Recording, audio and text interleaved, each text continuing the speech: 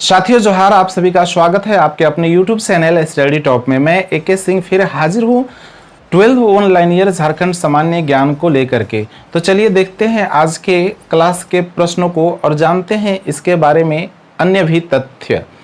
पहला प्रश्न है साथियों, झारखंड का पहला विधि महाविद्यालय कौन है? विधि मतलब लॉ और कॉलेज मीन्स महाविद्यालय। तो झारखंड का कौन पहला विधि महाविद्यालय है, लॉ कॉलेज है? तो आंसर है इसका छोटा नागपुर विधि महाविद्यालय। तो दोस्तों छोटा नागपुर विधि महाविद्यालय झारखंड का पहला विधि महाविद्यालय है, जिसकी स्थापना 1954 ईस्वी में किया गया था। इसकी स्थापना कब हुआ था?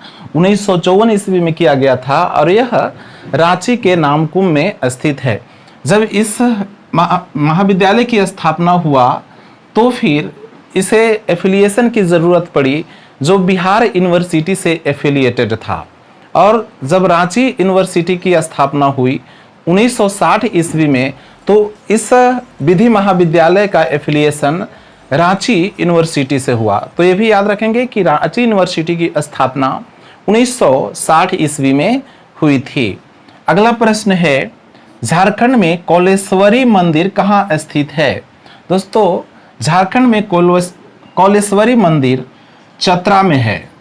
चतरा जिले के हंटरगंज प्रखंड में है, जो हंटरगंज से 6 किलोमीटर दूरी पर एक पहाड़ी पर स्थित है कौलेश्वरी मंदिर। इस मंदिर की स्थापना महाभारत काल के राजा विराट ने करवाया था। दोस्तों इस पहाड़ी में सनातन धर्म, बौद्ध धर्म और जैन धर्म तीनों धर्म के तीर्थ स्थल हैं, इसलिए इस पहाड़ी को धर्मों का संगम भी कहा जाता है। याद रखेंगे कहाँ है? कौलेश्वरी मंदिर चतरा जिला के हंटरगंज प्रखंड में, हंटरगंज प्रखंड में है, याद रखेंगे। नेक्स्ट, अंग्रेजों का प्रवेश सर्वप्रथम झारखंड के किस क्षेत्र में हुआ था? यानी कि झारखंड के किस क्षेत्र में अंग्रेजों का पदार्पण हुआ था, कदम रखा था अंग्रेजों ने? तो इसका आंसर है सिंहभूम क्षेत्र में पहली बार झारखंड में अंग्रेजों ने प्रवेश किया था 1780 ईस्वी में। इस तिथि को भी याद रखेंगे, ईस्वी सन को, कि सिंहभूम में झारखंड में पहली बार अंग्रेज प्रवेश किया था 1780 ईस्वी में। दोस्तों झारखंड के इतिहास में पहला एक लड़ाई जो हुआ था, विद्रोह हुआ था यहाँ के जनजातियों से, तो वो हुआ था 1831 ईस्वी में, और इस विद्रोह का नाम है कोल विद्रोह। झारखंड का पहला विद्रोह जो अंग्रेजों के विरुद्ध हुआ था वो हुआ था 1831 ईस्वी में, कोल विद्रोह के नाम से जाना जाता है। और कोल विद्रोह का नेतृत्वकर्ता सिंध राय और विंद राय मान की दो भाई ने किया था। हालांकि इससे पहले यानी कि 1831 कोल विद्रोह से पहले भी और भी लड़ाइयाँ हुई है, तब जब अंग्रेज का शासक या कमान बिहार के भागलपुर से चलता था।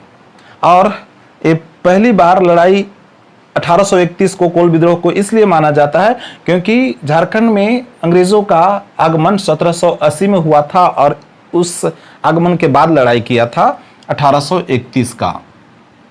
तो इस 1831 के लड़ाई का नाम कोल विद्रोह है और इसके नेतृत्वकर्ता कौन है? सिंध राय और बिंद राय, दो भाई थे ना, उन्हीं लोगों ने किया था।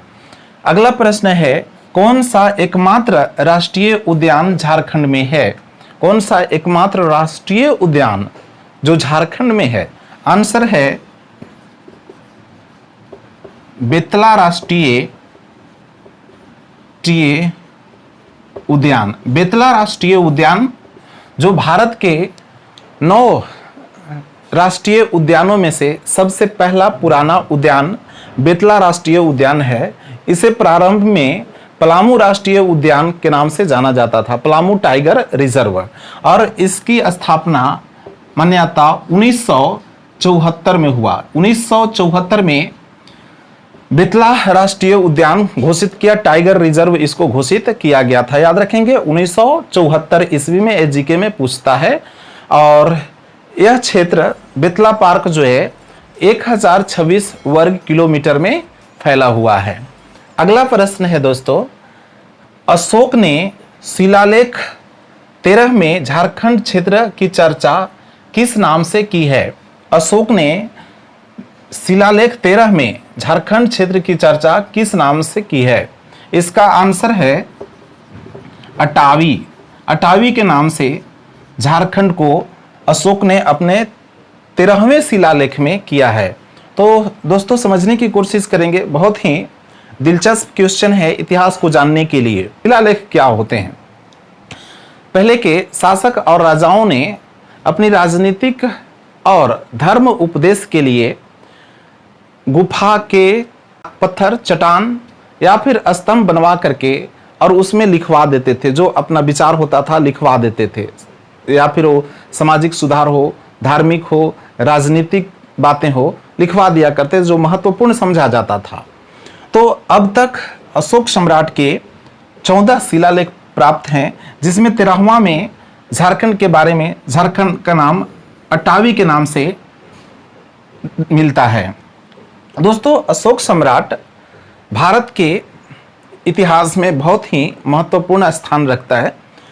अशोक सम्राट मगध, जो अभी पाटलिपुत्र पटना है, वहाँ से शासन किया था उन्होंने, जो बिंदुसार का बेटा था। अशोक बिंदुसार का बेटा था।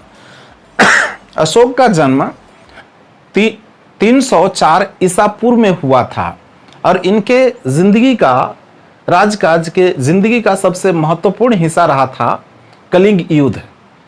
अशोक सम्राट ने 262 ईसा पूर्व एक कलिंग युद्ध लड़ा था।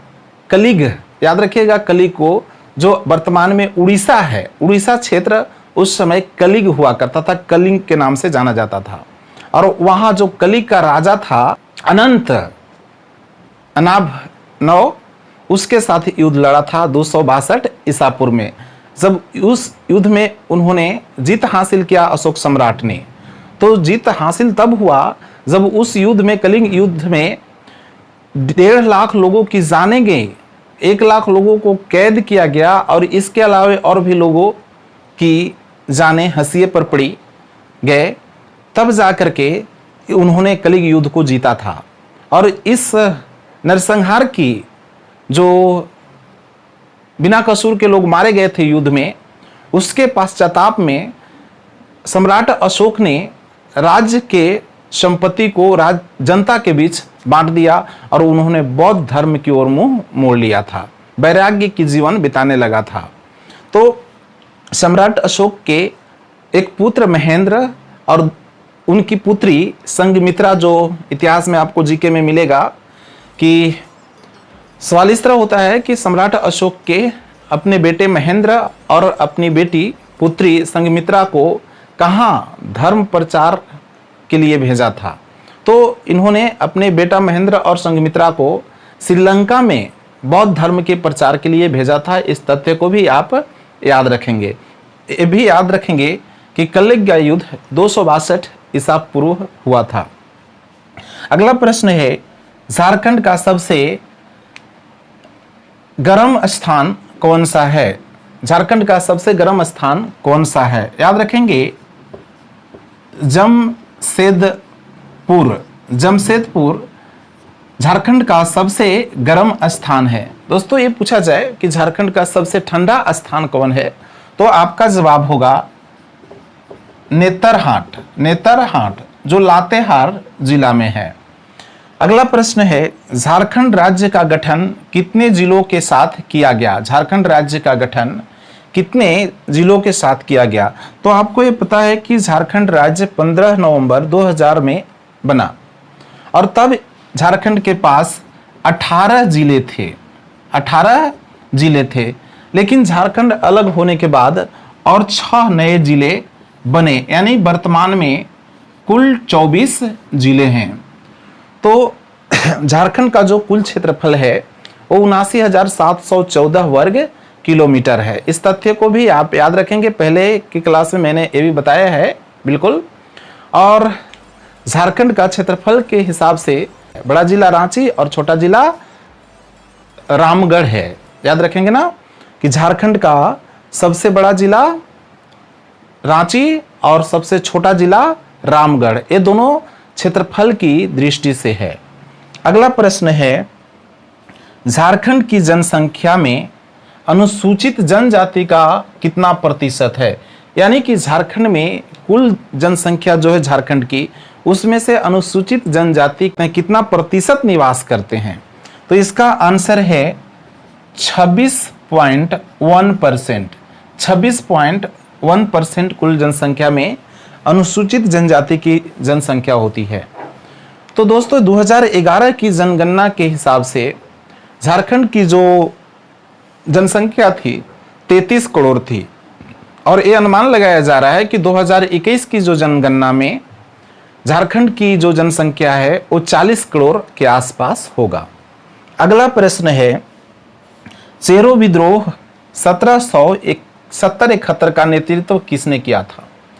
झारखंड के इतिहास में दो चेरो विद्रोह हैं, एक जो 1770 में हुआ और एक 1800 में चेरो विद्रोह हुआ था। तो सवाल में 1770 वाले चेरो विद्रोह की बात की जा रही है, तो इसका नेतृत्व करता थे चित्रजीत राय। इस 1770 वाले चेरो विद्रोह के पीछे कारण ये था कि गोपाल राय इस पलामू जिले के पलामू के राजा चित्रजीत राय को हटा करके और गोपाल राय अपना राज्य स्थापित करना चाहता था। चूंकि गोपाल राय के पीछे बल ये था कि गोपाल राय को अंग्रेजों का समर्थन प्राप्त था, सपोर्ट था, और अंग्रेजों का यह कूटनीति हुआ करता था, फूट डालो राज करो।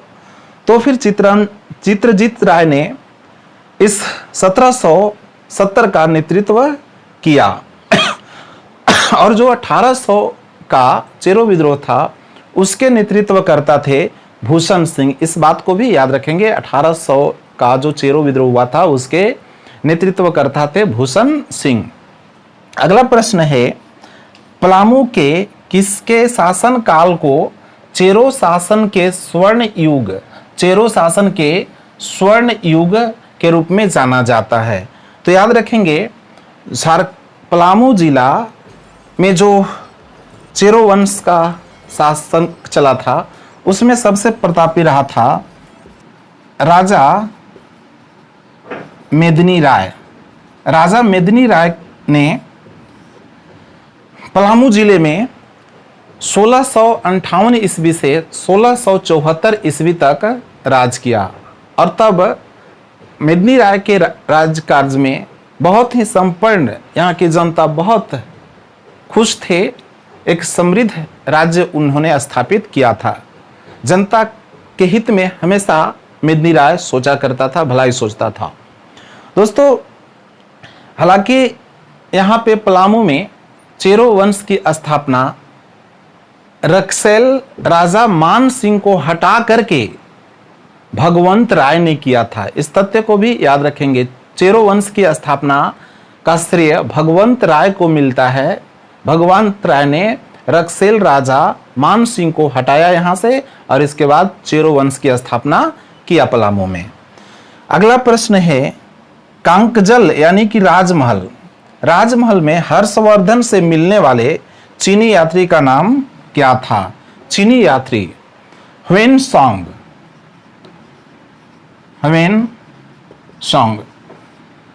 चीनी यात्री ह्वेनसांग एकमात्र यात्री था विदेशी जो हर्षवर्धन से मिलने के लिए राजमहल तक पहुंचा था।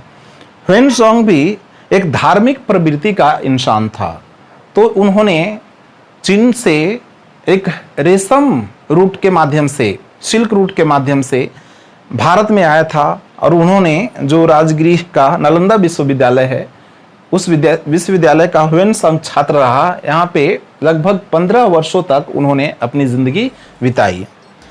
अगला प्रश्न है,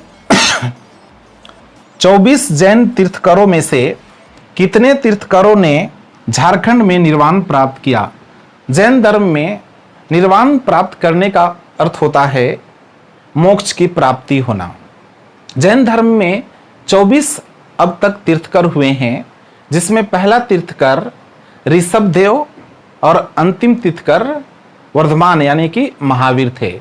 और उन सभी 24 तीर्थकरों में से 20 तीर्थकर ऐसे हुए जिन्होंने झारखंड में गिरिडीह के पारसनाथ पहाड़ी पर, जो जैन धर्म का तीर्थ स्थल है, वहां पे अपना निर्वाण प्राप्त किया है। कितने?